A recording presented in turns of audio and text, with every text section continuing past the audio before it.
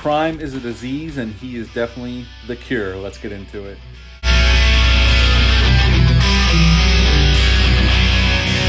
Welcome back to my channel. Hope you're all doing well out there. We're going to take a trip to LA and check in on the Zombie Squad. But before we check in, do me a favor, like, comment, and subscribe. Join me here. I greatly would appreciate that. Today we're going to talk about a Sylvester Stallone vehicle from 1986, and that movie is Cobra. Cobra dropped May 23rd of 1986. It's rated R. It's an hour and 27 minutes long, although cut down from a 2-hour cut. Budget of $25 million, so a nice healthy budget. And upon release in America, it made 49 and 160 worldwide. This was actually a co-production with Canon, but you will not see Canon's logo at the beginning of this film. And that's because Warner Brothers let them come in as a producing partner. They paid them off to get Stallone out of a contract so he can do this film, because Stallone had signed a multi-picture contract with Canon at the time. So they brought them in as a co-producing partner, but you don't really see too many of their fingerprints on this film. Now, the director of this film was George P. Cosmatos. Now, Stallone was reteaming with him off of Rambo First Blood Part 2, which was a huge success. Stallone wrote the script, and it's partially based on a novel by Paula Gosling named Fair Game. Now, that might sound familiar to you cinephiles out there, because in 95, Fair Game was made, the novel was made into a movie once again with William Baldwin and Cindy Crawford. Now, this film, the cast-wise, we got Sylvester Stallone as Marion Cobretti, our main character. We got Brigitte Nielsen as Ingrid. She is a model of some kind, and she was married to Stallone at the time. She would also be in Rocky IV. We got Renny Santori as Gonzalez, and he is his partner, Cobretti's partner, and he was also Dirty Harry's partner in the original Dirty Harry.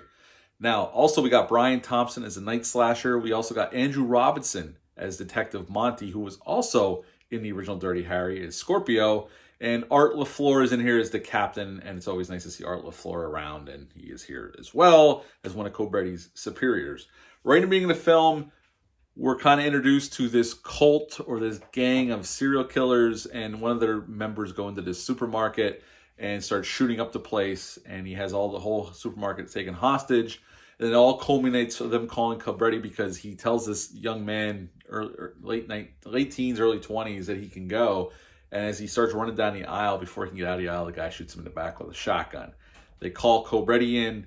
He comes in and does it his way. He goes in, apprehends the scumbag, although he doesn't make it out alive, so I guess it's not really apprehended. He takes him out, throws a knife into his chest, and then shoots him a bunch of times. The guy's dead, because that's the way Cobra does things. He does the jobs nobody else wants to do, him and Gonzalez. That's why they're on the Zombie Squad, as they call it in this film. Then we see the night slasher at it again. He kills a few women. This is when Ingrid sees him and his merry group of psychopaths under this underpass, and she takes off, and she goes to this photo shoot. Totally 80s music, with her dancing around in skimpy clothing with robots. It's really bizarre, really out of nowhere, but cool in all the same ways, because it's the 80s and we love the 80s. And then she's walking out, accosted by these psychopaths, and the security guard gets killed, the guy she's with gets killed, and she gets away, thank God. But now she's in the hospital. Now Cobra's involved, and she tells him that she saw this same guy under an overpass, and it was the same overpass where they found a dead body, so they know it's their man. And he tries to make an attempt on her life in the hospital. And then Cobretti and Gonzalez and this other woman who's actually in with these psychopaths take her, Ingrid, on the road to a safe house.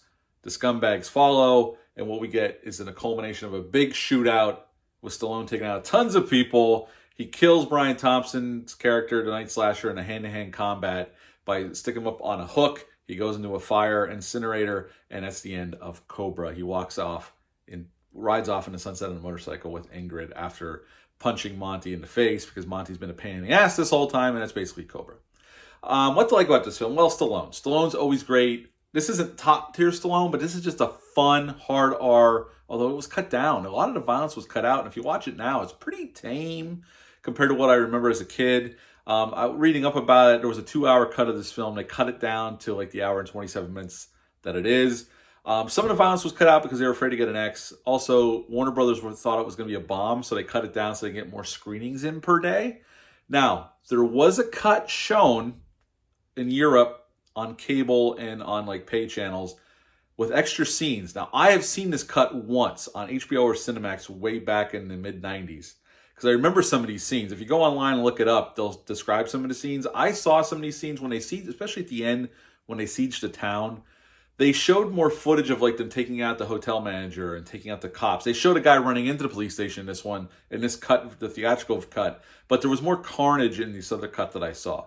But they said there was even more violence in the original cut before they cut it down. I'd love to see it. I know Stallone hinted at something with Cobra about 5 or 6 years ago, and everybody thought that maybe we were either getting a sequel or a TV series, or maybe the original cut was going to be restored, but nothing's been said at this point, so who knows. I would love to see that cut with the extra footage. They said some plot elements were cut out, and I really enjoy this film. It's not perfect. It's not the best action film. It's not the best Stallone film, but it's a film I remember renting a lot as a kid. This is always one I would go to if there was nothing else I really wanted to see. I would go to Cobra, especially if I wanted an action film, because I've always enjoyed it. It takes place at Christmas time. It's not a Christmas movie, though. Again, Stallone took a lot of ideas that he had. Now, Stallone, I don't know how many of you know this, but Stallone was originally going to be in Beverly Hills Cop. He rewrote the script. It got bigger and bigger and bigger. Paramount got uncomfortable because the budget kept going up and up and up. And it went away from being a cop comedy, buddy comedy kind of movie, to a more serious, action-packed film.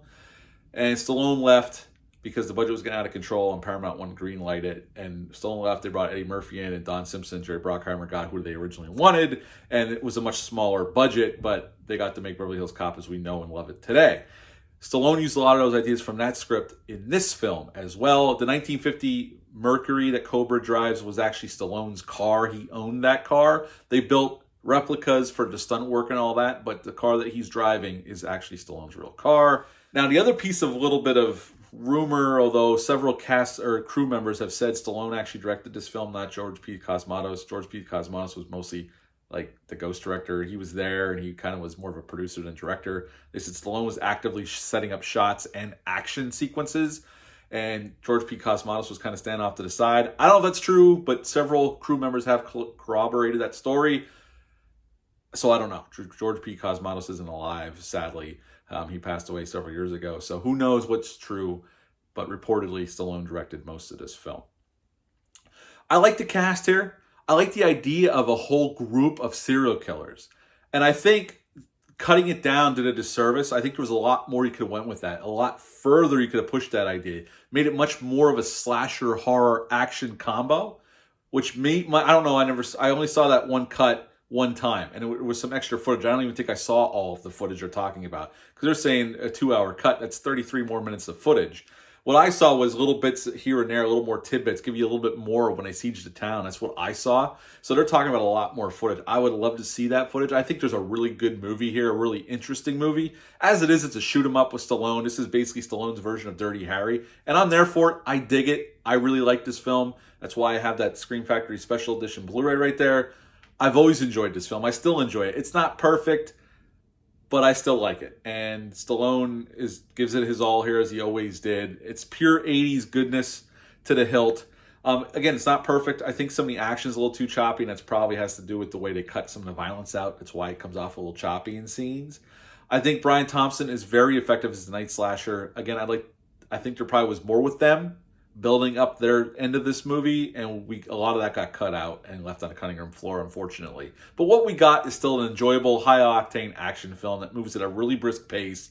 And at the end of the day, again, I've always enjoyed it. I used to rent the shit out of this from Broad Street Video in Tamaqua, Pennsylvania. So at the end of the day, I would give Cobra an 8 out of 10. It's a solid R-rated action film. So yeah, 8 out of 10 for Cobra. What are your thoughts on this film? Leave a comment down below. Let me know. Hit the thumbs up. Hit the subscribe button. Share this video. I greatly would appreciate that.